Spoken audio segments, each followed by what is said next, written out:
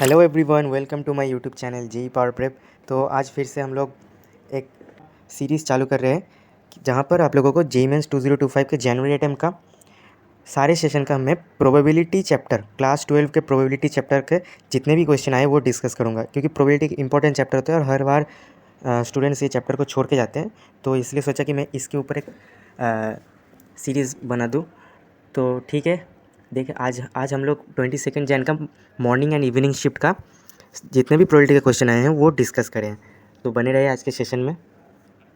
अच्छा, तो ये वाला क्वेश्चन जेईई मेंस 2025 का 22 जैन मॉर्निंग शिफ्ट का क्वेश्चन है। तो क्या बोला गया है देखते हैं। प्रोबेबिलिटी का क्वेश्चन है। तो क्या बोला गया है इस क्वेश्चन में, 2 balls are selected at random 1 by 1 without replacement from a bag containing 4 white and 6 black balls. If the probability that the first selected ball is black given that the second selected ball is also black is m by n and GCD m n 1 मतलब m और n को prime है, then m plus n निकालना है। तो क्या बोले, probability that the first selected ball is black. तो पहला बॉल ब्लैक आया है, इसका प्रोबेबिलिटी बताओ कब, जब ये सेकेंड बॉल ऑल्सो ब्लैक, मतलब सेकेंड बॉल एक इवेंट हो चुका है, 2 बॉल हमने उठा चुका है 1 by 1 विदाउट रिप्लेसमेंट, मतलब फिर से हम बैग में बॉल नहीं रख रहे हैं। विदाउट रिप्लेसमेंट का मीनिंग यही होता है। तो एक के बाद एक उठा रहा हूँ, तो इवेंट हो चुका है। बोला गया है कि तुम्हें बस बोल दिया गया कि हाँ सेकंड वाला बॉल हमारे पास ब्लैक आया है। अब तुम इस बात का प्रोबेबिलिटी बताओ कि पहला वाला बॉल भी ब्लैक आया था। This is the question. अब तो क्या, एक बार थोड़ा डायग्राम ड्रॉ कर लेते हैं। तो क्या है, 4 वाइट बॉल्स हमारे पास, 4 एंड 6 ब्लैक बॉल्स है एक बैग में, और यहाँ से हम 2 बॉल्स को पिक कर रहे हैं 1 by 1, एक के बाद एक एंड विदाउट रिप्लेसमेंट। ठीक है, अब हमें बोलना है, अब हमें पूछा गया है कि प्रोबेबिलिटी ऑफ इसका प्रोबेबिलिटी बताओ कि पहला वाला बॉल ब्लैक था, B1 से डिनोट करो कि पहले अटेम्प्ट में ब्लैक आया था, गिवन दैट B2 मतलब सेकेंड अटेम्प्ट में ब्लैक आ गया है। तो इसका मीनिंग यही होता है और यही हमें निकालना है।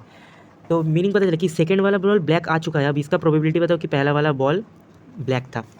तो ये है कंडीशनल प्रोबेबिलिटी, और ये हम ये भी बोल सकते हैं कि बेस थ्योरम का क्वेश्चन है, क्योंकि फ्यूचर में क्या हुआ है ना कि बोल दिया गया है कि सेकंड वाला बॉल ब्लैक आ गया है। अब इसके हिसाब से हमें पास्ट को प्रेडिक्ट करना है कि वो भी ब्लैक आया था। तो हम बेस थ्योरम वाला फॉर्मूला याद करने की ज़रूरत नहीं है। देखो ये वाला क्वेश्चन तुम मतलब ऐसे नॉर्मली कंडीशनल प्रोबेबिलिटी का फॉर्मूला लिखो।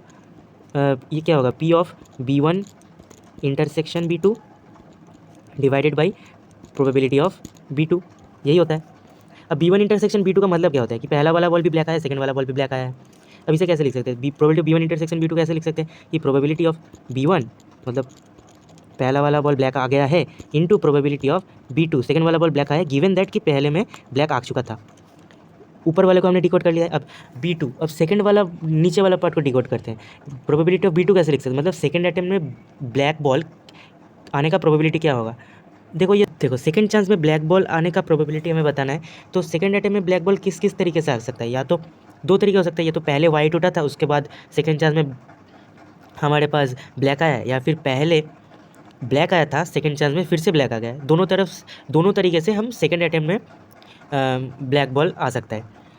तो नीचे प्रोबेबिलिटी ऑफ B2 को हम लिख रहे हैं, कैसे लिखे, या तो मैं मानता हूँ कि पहले फर्स्ट हमें यह आया था probability of B1 first attempt में black ball into probability of second chance में ब्लैक फिर से आया है B2, गिवन दैट पहले चांस में ब्लैक बॉल आ गया था।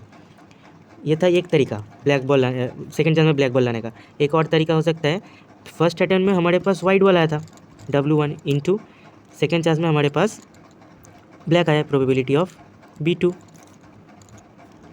यही 2 तरीका हो सकता है सेकेंड चांस में ब्लैक बॉल लाने का। तो आई होप यहाँ तक क्लियर है। तो ये होगा इक्वल्स टू, तो probability of B1 first chance में ब्लैक बॉल आने का प्रोबेबिलिटी क्या था, तो 6 ब्लैक बॉल था, 4 वाइट, टोटल 10 बॉल से। तो प्रोबेबिलिटी ऑफ B1 ये हो जाएगा 6/10 इंटू क्या होगा, सेकेंड चांस में फिर से ब्लैक बॉल आया है। तो देखो विदाउट रिप्लेसमेंट किया गया तो हमारे पास एक ब्लैक बॉल अभी कम हो चुका है, तो 5 ब्लैक बॉल्स बचे हैं, 5/9 बॉल बचा हुआ है क्योंकि एक ब्लैक बॉल उठ चुका है। तो ये है probability of B2 given B1, और नीचे देखो सेम ही चीज़ लिखा है, तो ये भी हो जाएगा 6/10 इंटू 5/9 प्लस सेकेंड चांस में हमारे पास अब दूसरा केस लिख रहे हैं, ये वाला प्रोबेबिलिटी ऑफ W1 इन, अच्छा ये थोड़ा मैंने गलत लिखा है, ये ऐसे होगा probability of B2 given W1। अब probability of W1 first attempt में वाइट बॉल आने का प्रोबेबिलिटी, वाइट बॉल देखो 4 है, तो 4/10, 4/10 इंटू इंटू अब देखो एक बॉल कम हो चुका है तो डिवाइडेड बाई 9 पहले से रखते थे, लेकिन सेकंड चांस में ब्लैक बॉल आने का प्रोबेबिलिटी, तो ब्लैक बॉल तो अभी भी 6 के 6 ही है क्योंकि एक वाइट बॉल उठा था, तो ये हो जाएगा 6/9। अब इसे कैलकुलेट कर देखो, नीचे 10 इंटू 9 ऊपर नीचे कटेगा तो ऊपर बचेगा 30 डिवाइडेड बाई, ये होगा 30 प्लस 24 यानी कि 30 डिवाइडेड बाई 54, तो ये हो जाएगा। अब हम इसे 3 से डिवाइड करते तो ऊपर नीचे तो 10 डिवाइडेड बाई 18 आएगा, ये 10 है, तो इसे फिर से काटो ऊपर नीचे तो 2 से होगा 5 डिवाइडेड बाई 9। इसे बोला गया था M/N, जहाँ M और N को प्राइम है क्योंकि और इसका कोई फैक्टर नहीं है, तो M का वैल्यू 5 और N का value, so M equal to 5 and N equal to 9। अब हमें क्या पूछा गया था, देन M प्लस N, तो 5 प्लस 9 क्या होगा। सो आई होप ये वाला क्वेश्चन आप लोगों को समझ में आया है। प्रोबेबिलिटी का एक क्वेश्चन था, बेसिक क्वेश्चन, कंडीशनल प्रोबेबिलिटी या फिर आप बेस थ्योरम भी बोल सकते हो, जो भी है, तो सिंपल ही था ये वाला प्रॉब्लम। तो ये रहा GMAINS 2025 का 22 जैन का शिफ्ट 1 का क्वेश्चन प्रोबेबिलिटी के ऊपर। तो ये टॉपिक बहुत सारे लोग ये छोड़ के जाते हैं, लेकिन ये टॉपिक बहुत इंपॉर्टेंट है, binomial probability, distribution and random variables. तो उसके ऊपर एक प्रॉब्लम है, तो क्या बोला गया, एक coin is tossed 3 times, let x denote the number of times tails follows a head. Tails follows a head मतलब टेल हेड को फॉलो कर रहा है, मतलब ये हेड के बाद एक टेल गिरा है, ये बोलना चाहते हैं। 3 ट्रायल किया गया है, तो टेल के बाद हेड कितने तरीके से गिर सकता है वो हमें बोलना है। अब ये डिनोट द, अब क्या बोला, mean sigma square denote the mean and variance of X, then this expression का वैल्यू निकालना है। तो ठीक है, अब हम इसे, अब देखो हम 8 कॉइन्स को टॉस करते हैं इधर, हम ये पहले लिख लेते हैं। हमने 8 कॉइन्स को टॉस किया है, तो क्या क्या आ सकता है, देखो 8 कॉइन को, तो उसका सैम्पल स्पेस लिखने का एक तरीका बता रहा हूँ, ऐसे लिखना है, हेड ऐसे लिख लो पहले, हेड हेड हेड हेड 4 बार, फिर टेल टेल टेल टेल, फिर इधर लिखो हेड हेड टेल टेल 2 बार करके, फिर से हेड हेड टेल टेल, और फिर से एक बार ऑल्टरनेटिव करके लिखो, head tail head tail head tail head tail head tail head tail. तो इस तरीके से ना आप जल्दी 8 सैम्पल स्पेस लिख सकते हो। अब इधर हम देखेंगे कि इसमें कितने बार हेड के बाद टेल आया था, मैं साइड में लिख लेता हूँ, कन्फ्यूज ना हो। टेल फॉलोज अ हेड, उसके बाद टेल कितना बार आया हमें इधर से गिनना है, तो काउंट करना है। तो इधर आया है एक बार, एक बार भी नहीं आया, 0। फर्स्ट वाला सैम्पल एच एक बार भी हेड के बाद टेल नहीं आया, इधर आया एक बार, इधर देखो ये हेड के बाद टेल, टेल फॉलोज हेड, यहाँ भी एक आया है 1, टेल फॉलोज हेड, इधर 0, इधर आया है 1, इधर 0 और इधर भी 0। अब इधर कुछ लोगों को डाउट हो सकता है कि ये HTT जो ये कॉम्बिनेशन है, यहाँ पर हेड के बाद टेल आया, तो अब ऐसे देख सकते हो कि इस हेड के बाद दो, एक टेल आया फिर एक और टेल आया, तो इसे कुछ लोग 2 लिख सकते हैं। लेकिन एक चीज़ देखो, ये वाला टेल क्या कोई हेड को फॉलो कर रहा है, नहीं, ये एक टेल को फॉलो कर रहा है, तो इसलिए यहाँ पर 1 ही होगा, तो इसमें डाउट मत रखना। अब ये करना है कि ये हमने x का वैल्यू लिख लिया, ये x क्या होता है, रैंडम वेरिएबल, और रैंडम वेरिएबल क्या कितना हो सकता है वो हमने लिख लिया, मतलब क्या क्या हो सकता है, ये है x, ठीक है। अब probability of x, probability of happening that event कितना होगा, तो ये होगा, तो हर एक का प्रोबेबिलिटी 1/8, इस वाले इवेंट का प्रोबेबिलिटी 1/8, इसका भी 1/8 1/8, ऐसे सारों का ही 1/8 होगा, मैं और नहीं लिख रहा हूँ। सिमिलरली सबका 1/8 प्रोबेबिलिटी है हर एक इवेंट का। अब हम ऐसे चार्ट बना लेते हैं। ये क्या होता है, म्यू क्या होता है, मीन होता है समेशन PIXI, तो हम एक PIXI का चार्ट बना लेते हैं।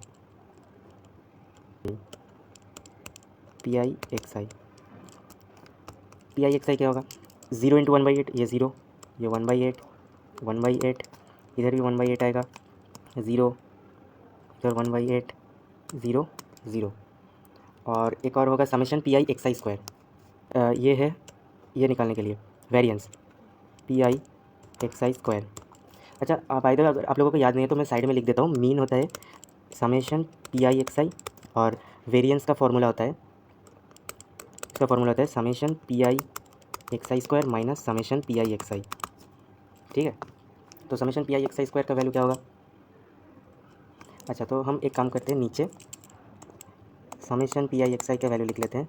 ये होगा, देखो 1/8 1 2 3 4 बार है, तो 4 टाइम्स 1/8 मतलब 1/2।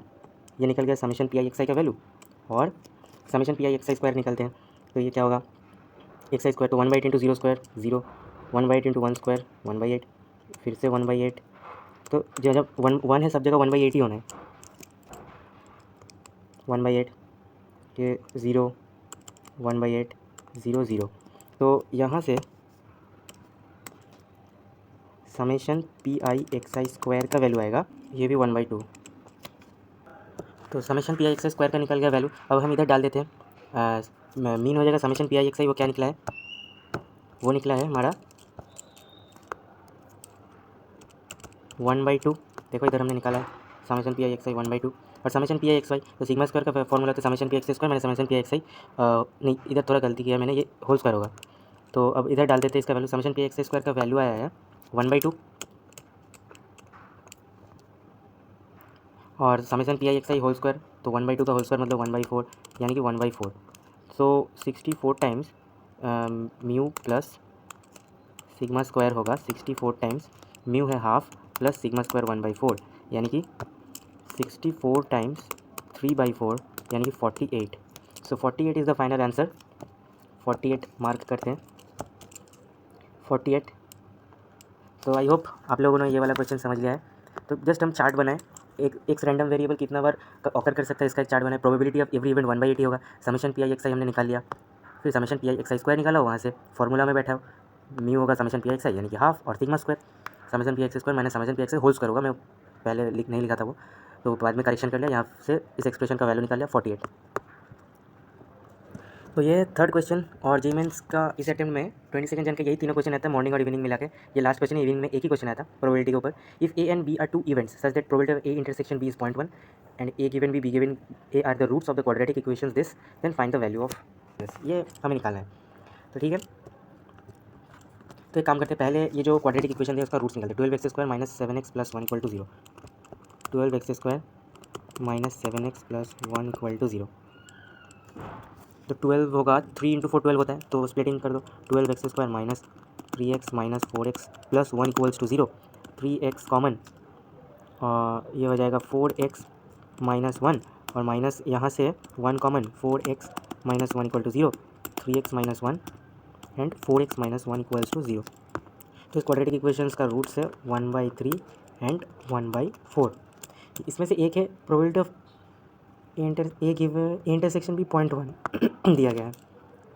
Probability of A intersection B बोल दिया गया है 0.1, यानी कि 1/10 लिख लेते हैं। अब एक रूट है ए गिवन बी और एक और रूट है बी गिवन है, तो किसी को भी कुछ भी मान लो। तो इस एक्सप्रेशन को हम लिख लेते हैं जिसका वैल्यू निकालना है, probability of A bar intersect union B bar divided by this. Okay, कौन सा एक्सप्रेशन का वैल्यू निकालना है, probability of A bar intersection B bar divided by probability of A bar intersection B bar, इसका value निकालना है। तो D Morgan's law आप लोगों को पता होगा, इसे हम ऐसे लिख सकते हैं, probability of A intersection B whole bar, और इसे भी हम ऐसे लिख सकते हैं, probability of A union B whole bar. और ये होता है 1 minus probability of A intersection B, probability of A intersection B whole bar को ऐसे लिख सकते हैं, और इसे लिख सकते हैं 1 minus probability of A union B. अब देखो ये वाला क्वांटिटी हमें नोन है, ए इंटरसेक्शन बी दिया गया है 1/10, बस हमें ये निकालना है, क्वेश्चन हो जाएगा। तो देखो इसीलिए हमें एक्स का रूट्स निकालें, तो एक को मान लो probability of A given B, और एक और होगा प्रोबेबिलिटी ऑफ बी गिवन है।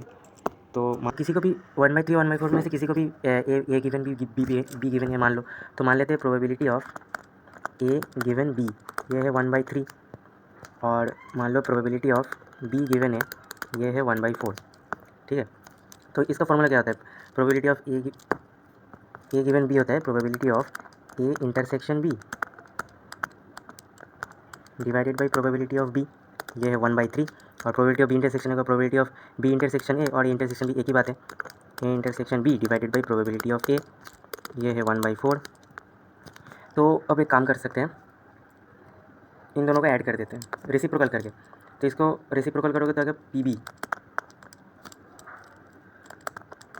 Divided by probability of A intersection B आ जाएगा 3, और इसको रेसिप्रोकल करोगे probability of A divided by A intersection B आएगा 4। अब इन दोनों को ऐड कर देते हैं। तो ऐड करने से क्या होगा, P B plus P A by P of A intersection B आ जाएगा 7, और यहाँ से P A plus P B का वैल्यू आ जाएगा 7 into probability of intersection B का वैल्यू था 1/10। बस एक minus probability of intersection B कर दो, आ जाएगा प्रोबेबिलिटी ऑफ यूनियन बी। तो P A plus P B minus P of A intersection B, तो हो जाएगा 7/10 माइनस 1/10। तो ये हो गया probability of A union B, आ जाएगा 6/10। तो ये हो गया 6/10।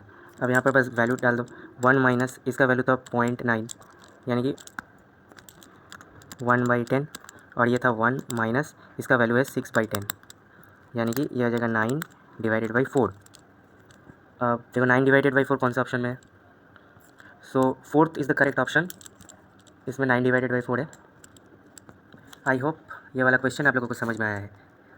Thank you. तो यही तक था आज का सेशन। इस प्लेलिस्ट में आप लोगों को जेईई मेंस का जनवरी शिफ्ट का सारे क्वेश्चन का प्रोबेबिलिटी चैप्टर के क्वेश्चन का सॉल्यूशन मिल जाएगा। तो ठीक है, ऐसे बने रहे। प्रोबेबिलिटी एक इंपॉर्टेंट चैप्टर होता है, इसलिए सोचा कि इसके ऊपर एक प्लेलिस्ट बना देता हूँ। तो ठीक है, thank you for watching this video. मिलते हैं अगले सेशन।